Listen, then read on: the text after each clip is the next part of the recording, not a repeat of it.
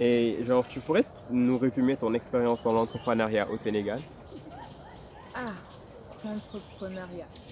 Alors déjà, je m'active dans trois projets. Il y a le projet des tissus, le projet de la fabrication de chaussures locales et aussi de l'extraction d'huile végétale. Donc tout d'abord, j'aurais commencé avec les huiles végétales, notamment l'huile de palmiste, qui est une huile qui est assez rare, qui n'est pas très connue au Sénégal et qui nous provient de la Casamance. Donc tout d'abord, mon père avait été affecté en Casamance. Du coup, il avait vu cette huile et il me l'avait ramenée. Donc après, quand on l'utilisait pour le corps et les cheveux, on voyait que c'était bien et tout. Donc je me disais pourquoi pas le partager avec notre entourage et tout ça. Donc des fois on en offrait à nos voisins et on voyait que c'était vraiment bien et très hydratant. Donc au début j'avais pas de fonds, vu que c'est papa qui m'offrait carrément la bouteille de 5 litres.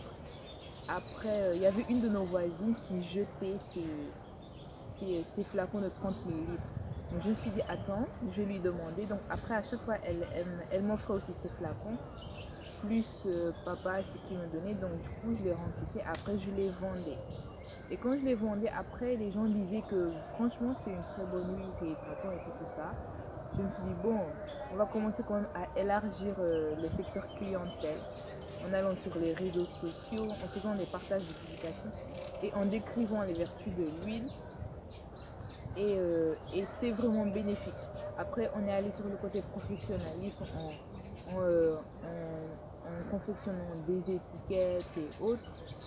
Et surtout pendant la période de fraîcheur, période de janvier, février, on voyait que facilement on écoulait toutes les bouteilles. On avait à peu près 100 bouteilles. Et en 2 semaines, on arrivait à écouler 50 bouteilles.